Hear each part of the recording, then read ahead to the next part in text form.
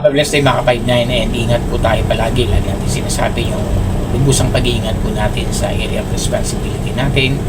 Ano man po yung mga tasks or mga implementation, dapat po natin tapusin ng maayos po yan. Nang sa ganun po, maging safe po yung trabaho natin. Always keep on praying po. Okay, yung topic po natin ngayon is about po dun sa concern or tanong po ng isa nating follower about po dun sa binabago niya. Meron siyang ginawa mga pagbabago sa detachment niya, may mga changes. So meron siyang security guard na or subordinate security guard na laging nagsusumbong sa agency, nagre-report, mga ganyan. So topic natin ngayon is ano ba yung discretion ng officer or officer's discretion or pagpapasya niya. Ito'y hindi labag or dun sa kanyang panunungkulan na meron siyang ginagawang pagpapasya na kahit hindi naman na dumaan pa sa agency is prerogative po niya yun. Kaya nga discretion niya po yun. As long na hindi mako-compromise ang trabaho bagkus napapabuti. Sometimes kasi or oftentimes ang officer naman talaga ang nakakakita ano ba yung mabuti sa detachment niya. So dapat yung mga sumbong, mga report, so binibigyan din ng halaga po yan, baka naman tama. Pero bago naman natin tayo magbigay ng mga protocol or sanction, dapat aralin mo natin ano ba yung nire-report sa akin. Okay, so ano ba yung mga discretion na to? Okay, una po, magbibigay lang ako po ng 5 na kadalasan dapat ginagawa to ng officer base sa kanyang pananaw as long na ito'y makakatulong sa atin. Most probably makakatulong kasi sino ba namang officer gustong masira yung detachment niya. Ito po kasi talaga ang sakit na ng isang detachment na mga security na panay-report sa agency. Sumbong sa ganito, report sa ganyan. So, ang ano kasi nila, minsan may self-interest na po yan. So, dapat binibigyan muna ng malinaw, maayos na pagpapasya, na investigation bago gumawa ng mga sagot yung taga-agency. Kasi ang magiging problema dito, sila ngayon maglalaban-laban. Siyempre, salita ng officer, salita ng gwardiya, salita ng agency, nagbabangga. Kasi walang malinaw, walang framework na panasusundan ang mga officer at saka ang agency at saka ang mga gwardiya para maayos yung isang detachment. Okay, ano ba yung mga discretion na to? Una po is manning schedule. Ang manning schedule, ginagawa talaga ng officer yan.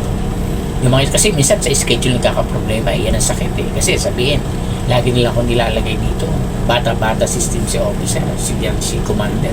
Lagi na lang ako nandito, hindi man ako nilalagay sa gano'n. Yan yung mga talagang sakit na. Kadalasan, dapat tinatanong din natin, ano ba yung reason, bakit ganito yung money? Kasi as an officer, titingnan kasi natin yan, yung outcome ng money, hindi yung ganda ng money. Tingnan natin, what is the outcome? Ano ba yung product after natin gawin itong money na to? Hindi kasi malam, ikaw ngayon dito, ikaw ngayon dyan. Minsan, nagkakaproblema yan. Pagka ang schedule mo, iba-iba sila, dapat tinitingnan natin yung kapasidad ng guard. Akma ba siya doon sa area niya na i-handle niya? Kasi kanya-kanya ng ng capacity ng kaalaman eh. Merong mga slow learner, may sharp learner talaga. Pero titingnan natin yung kanyang dedikasyon. Paano niya i-handle, lalo pagka matao, halimbawa entrance, diyan naglumalabas, mapasok yung mga tenant, mga client, visitor. Ang ilalagay natin, syempre diyan yung magaling sa customer service. Hindi naman sinasabi natin na mahina sila. It is not the right time pa. Kumbaga, may kailangan pa silang mag-groom ng maayos dun sa mga area na supposed to be hindi ganun crucial. Kaya ang paglalagay ng money, discretion ng officer, kasi siya yung nakakakita kung paano niya maihahandle. Kumbaga ng maayos yung detachment. Kumbaga sa barko, he is the captain of the boat. Siyempre, ang kapitan ang magde-design, saan tayo pag may ganito, ganyan. Alba, may kalaman saan tayo pupunta. Diba, hindi naman pwede yung pasahero ang masusunod. Siyempre, the captain. Ganun yung sa detachment. Siya siyempre nakakalam saan natin dadalhin itong trabaho natin ngayong araw na to. Para bukas, may trabaho na naman tayo. Money, siyempre. Diba? Ay kung bago ilalagay mo agad dyan sa hindi nakakaproblema. Diba? Okay, next. Guard mounting. Yan, sa guard mounting. Minsan, yan ang malaking problema. Sakit talaga. Ang tagal ng guard mounting, ganito. So, tingnan natin, ano ba yung topic? Kasi gusto natin turuan yung guard natin. Inyat ang guard mounting gusto 10 minutes, 15 minutes. Kaya ba natin turuan ang within 15 minutes? Kahit sabi mo, syempre, pag nagturo ka, may mga set of example ka pa. Ito-twist mo, iikot mo, paano mo i-handle. Kasi yung tao minsan di nakakaintindi. Gagawa ka ngayon ng mga movement mo para maintindihan nila, makatch up nila. Di ba? Ganun yung, ano yan teaching yan Hindi po pwedeng direct to the point ka agad. Ito yung gagawin mo, ito yung gagawin mo. Paano kaya yun? Siyempre, ikaw medyo isa-segue mo, papababawin mo. Kukunin mo sila kung saan sila nakakaintindi. Paano mo dadalhin yung pagtuturo sa kanila? Yung mga iba kasi ayaw talagang matutuin niya at tinatinala. Yan, sa guard mounting. Dapat tinitingnan, okay na may guard mounting, nagtatagal, maayos, natuturo yung iba, nagiging mahusay. Yun dapat ang tingnan, hindi yung report, ang tagal ng guard mounting, sobra naman yung ganito, sobra yung ganyan, hindi na part ng trabaho, tinuturo pa. Hindi lang po kasi dapat sa guard mounting, puro lang sa trabaho. Dapat i-encourage natin din sila, like how to save, how to invest, matuto, kahit paunti-unti. Kasi kaya tuloy ibang mga guard na pupunta sa hindi maganda. Minsan, di ba, nakaano sa pagnanakaw. Di ba, nakaano sila sa ganyan. Minsan, nakakagawa ng hindi maganda. Kasi nga, ano lang yung reason doon? Wala silang pera. Kapos, dagdag ng utang. Yan, ito dapat ang ginagamot sa detachment na para ma-maintain yung safety na to the point ng area, sarili muna nila. Kasi pag safe sila, natural, ganun din yung area. Kasi pag dagdag ng utang, walang pang budget, walang pang gano'n, mag-iisip yan. So, ang mangyayari dyan, hindi tuloy gagaling yung takbo ng trabaho nila. Kasi nga, iba yung nasa isip nila compare mo doon sa piniperform nila. Nagkakaproblema. Totoo naman sino ba naman yung di magkaproblema na pag uwi mo, wala kayong isasahin sa bahay. Diba, andyan yung maninindi. Dagdag kayo ng utang, bayad ka sa ganito. Hindi natin pinakikialam yung personal. Pero, dapat natatouch din po natin ng konti yan. Hindi, kaya pinapaliwanag, hindi sa pinakikialaman namin kayo. Ang aim namin dito, makita ano yung problema para mismo nga pala. Di ba ganun naman Kasi ibig niya sabihin, pati personal, inaano nila, sana kung dinirekta ka, yun. Kaya dapat iniintindi din ng agency yan. Kasi pag sumbong lagi, ang gulo-gulo na detachment niya. Ang mangyayari, yung officer, yan, papabayaan yan dyan. Siyempre, sino ba namang officer na ginagawa mo na yung tama? Siyempre, ang officer nag-a-assist din yan. So, dapat mga officer din po, i-assist nyo rin yung ginagawa ninyo. Tama ba? Maayos ba? Makatwiran ba? Yan. Siyempre, ina-assist din po yan ng mga officer. Hindi po pwedeng banat ng banat kasi sa kanya din lang tatama yan Di ba? Ganun ang mga officer. Hindi po pwede. Kaya ang ginagawa niya yan, pinaninindigan kasi iyon yung tama dahil siya yung naandun sa area. Pag niluwagan mo ng sobra yan, siyempre, hindi naman yung sobrang higpit. Ano ba naman yung common time? Uniform, especially.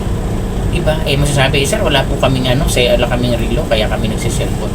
Part na ng wristwatch ang uniform ng security. Tama ba yun? So, madami kasi ngayong guard na hindi talaga pa-legit na maging guard. Ini-expose na, binibira na sa laban, hindi pa nga handa. So, nangyayari, nagkakaproblema detachment, isisisi ngayon sa officer. Kaya dapat kayong mga officer, meron kayong talagang parameters kung paano nyo ibabanggay yung mga report na yan. Sigurado kasi yan, ganyan ang mangyayari. Lalo yung pag dumating sa patri-patrino, merong gustong gawin ng officer dyan kasi hindi ka mahawakan sa liig ng agency, mga ganyan. Ano po ito, hindi ito sabihin na paglibak, paglabag, pagbawalan ng loyalty sa agency, hindi. Kailangan ng officer marunong manindigan kung ano yung tama, i-handle mo yan. Kasi sa'yo lahat babalik yan.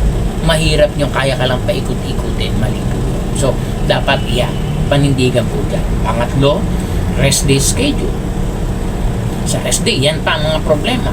Lagi na lang siyang rest day. Ako hindi, ako ganyan. Siyempre, depende po sa money. Kung paparest dayin ka, walang nakakaalam pa doon sa area na yan. Hindi pa sila totally mahusay. Hindi, huwag mo lang. Kung kulang naman kayo sa reliever, paano ka pag-rest day diba? So, titingnan po natin yun. Bigyan natin ng assessment bago naman tayo mag-report sa agency, mga fleet guard. Kailangan lagi po maganda yung report nyo sa officer. Po. Okay, next, yung post-schedule. Yan pa. Yung mga assignment. Lagi na lang ako dito. Hirap na ako dito sa entrance. Palaging ganito. Kasi yan nga nilalagay dyan sa mga crucial area. Kasi yung trust at saka yung kaalaman mo, meron na. Dapat na pinagpapasalamat natin yung bilang mga security personnel na nilalagay ka doon sa mga talagang hindi birong trabaho. Diba? Kasi alam ng officer mo, marunong ka, mahusay ka. Kapag binabad ka dyan, hindi pa panahon kasi yung iba. Kasi, ang ano naman yan, ang kakalabasan kapag nagka-problema, lahat naman tayo madadamay sa isang detachment. Kaya kailangan lawakan ng pangunawa. Bago pa to, hindi pa pwede, sige kami muna. Dapat may initiative, sir, kami muna rito. Kaya namin to, hayaan muna natin sila. Ang nangyayari sa iba, ang gusto, masira ang detachment. Yan ang mga mentalidad. Most, hindi naman lahat ng mga security. Natutuwa sila kapag nagkakagulo ang detachment. Kapag magulo ang detachment. Yung parang nasasatisfied sila. Mali eh. Kasi kami naging plain guard din po kami before. Hindi kami, sabagay kanya-kanya tayo ng panang. Dapat huwag. Kasi kayo din po ang maapektuhan. Sabi nga, kung may laso na pumasok sa isang container, lahat ng nandun sa loob malalaso. Tayo parang na isang container tayo. I-imagine natin, tayo mga security personnel, nasa isang lalagyan tayo. Kumbaga ang detachment natin, isang container o isang lalagyan. Andun tayong lahat. May laso na pumasok. Sino ang namapekto? Sino ang malalaso? Di ba tayo? So bakit kailangan maging bato kapag kami mga laso na pumasok? So dapat kinokontrol natin. Ipinapaliwanag natin. Okay, so sa post-schedule dapat po, alam natin, pag binigay sa atin, manindigan natin. Alam natin na kaya eh. Kaya nga binigay sa iyo yan eh. Diba? Okay. Ang huli po natin is yung detachment policy. Yan. May mga ini-implement ang mga officer na discretion niya. Pagpapasya niyo yun. Diba? Kasi alam niya, ito yung makakabuti. Huwag natin i-compare yung dating nag-handle sa mga bagong officer. Kasi kanya-kanya po ang mga officer ng pagpapasya. Kasi ina-assist naman din ng officer yan kung ano yung makakabuti sa detachment. Halimbawa, sa mga cellphone, diba? Pag may cellphone talaga, rampat ang paggamit, napapabayaan ng trabaho. Meron kasi dyan nag-AML, may nag-scatter, yung mga ganyan, kung ano-ano pa. So, by means of surrendering cellphone during duty, mas masisafety ka para sa protection niyo po yung mga security personnel na hindi kayo magka-problema sa trabaho. Kasi pa nagka-problema, sino bang magsasuffer dyan, di ba? Kayo din. Kaya nga tinitingnan niya, ang aim ng mga officer, maprotektahan kayo. Kaya kami hinarasan officer, maprotektahan kayo. Hindi kayo para pahirapan. Kasi ang iba pag may officer, iniisip, pabigat lang ang officer. Hindi nila alam, kami ang tutulong sa inyo just in case magka-problema kayo. Magagawa namin na report, ma-assess namin base doon sa inyong mga ginagawa sa trabaho. Paano kung inabutan ka na sa cellphone? May nakapasok ng mga intruders, mga culprit dyan. Diba? So, anong sasabihin natin? Kasi nagsiselfone po yung guard namin na wala na. So, ano ka ng problema mo dyan? So, isipin po natin yun. Kasi sabihin siya, kaya ka man, hindi mo masasabi yan. Darating ang time, sasalta ka dyan. Diba? Okay. Ano pa? Sa roving, yan, yung mga nagro-roving, kine-check yung ganito, mag-implement ng panibago. Ang iba kasi pag may panibago, parang pabigat. Dapat, pag may bago, may sabi, okay to ah. At least kayo mga plain guard, mararanasan nyo yan, pwede nyo dalhin yan pag kayo naging officer na. Ay, na-encounter namin sa officer namin to, pwede nga mag-check ng ganito, paper man ng ganito. Okay, ano pa? Sa mga equipment policy, yung mga facilities natin sa mga building, kailangan ma-check yung iba kasi nga hindi na raw sa kanila, ganyan, ang daming pag nagka-problema, itatanong din sila, iba, bakit nagkaroon ng baha doon sa electrical room? Diba? Isa yan. Siyempre, andun yung mga metro nasaan ba yung mga metro ng tubig ng mga tenant natin pag nasa building ka? Mostly na andyan nakalagay yan sa mga electrical room. Paano kung pumunta kayo sumirit ang tubig, hindi nyo binibisita? Okay, nagka-problema na. So, saan mabiblame yan? Diba? Sabi nga, ang ating fundamental duty of a security guard is to protect lives and properties. That is the property of the company. Paano mo na-protectan? Hindi mo inito. Okay? Diba? So, ano pa? Madami pa yung mga iba pa dyan. So, hindi na natin isa-sign. Yun lang yung example. So, dapat tayo mga officer, meron kayong parameters kung paano nyo masisafety yung area of responsibility ninyo. Mabigat yung command responsibility. Kaya nga, pag may changes at ayaw ng guard ninyo, gawa na agad ng report. At ipaliwanag. Kausapin mo na. Ipaliwanag bakit. Kaya nga sa guard natin pinapaliwanag. Bakit natin ginagawa ito? Iba naman kahit napaliwanag na paulit-ulit ng isipin pa rin, pagod lang yan. Kasi gusto nila, hayahay lang yan eh. Hindi iniisip, kaya nga tayo nandito para maghanap buhay, para sa pamilya. Ingit pag nasa trabaho, tatamad-tamad na hindi ka papasok, ang daming reklamo, gusto palaging pahinga. So, ayan. Ngayon, magre-report pa sila pa yung may gana mag-report na sa agency. Kasi po ganito eh. Grabe doon, ganito eh. Napapahiya kami yan. mga salita niya na ano sa agency. So dapat tayo mga agency din, titingnan din natin yung mga staff to the agency. Ano ba yung sumbong nito? Makatwiran ba? I-assess, ipaliwanag, kahit ipiniliwanag pa rin, hindi pa na mag-ocular inspection, ano ba yung ginagawa talaga. O ngayon, pag nakita ko, sabihin, ito yung gusto mo. Ngayon, pagka talagang ayaw pa, sabihin mo, ano gusto mo, ilipat kita sa ibang area. Pag ayaw niya, siya yung mali. Kasi kung ayaw naman talagang hindi siya, kung maganda naman yung protocol ng officer, ipagpapalit ba naman sa blink cam? Sabihin lang, napakabilis, hindi mo kaya yung SOP doon, which is maganda naman, bawal ang cellphone, hindi allowed yung ganito. Ito yung ginagawa, which is makakatulong sa inyo para sa pamilya mo yan, na magtagal kayo doon, or i-transfer kita. Ayoko doon na lang, mema lang yan, mema sabi lang. So, i-assist po natin. At tayo mga officer, deeper, i-contest, ilaban kung ano yung tama, kasi sa bandang huli sa'yo pa din magsasuffer yan pag nagka-problema. Yung sinasabi nilang command responsibility, which is true. Dapat pag kami naman tama, ito yung gawin natin.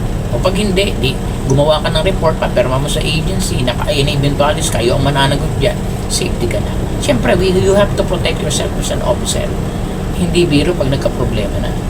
Diba? So, yun lang po. Kaya nga, yung nagtanong sa atin, lagi nagre-report yung guard, palakasan, may padrino sa ninyo, gawan niyo po ng report kung kailangan. Pag hindi pa rin sinagot ng agency ninyo, yung mga report mo, yung about sa concern mo, siguro it's time na ilapit mo na rin sa management kung saan ka naka-assign, mapag-usapan para walang bias. Hindi po ba? Kasi baka din masisi tayo ng ating client na bakit nare-report yan.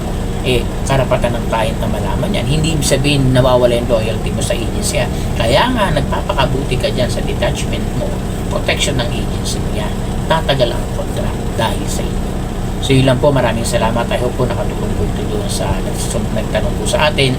And ingat po palagi. Lagi na tayong pag-iisipan natin lahat ng decision natin. Yun talaga yung mahirap yung decision making. Pero, kung sa pinag-isipan at alam mong tama, you have to initiate. God bless po sa ating lahat.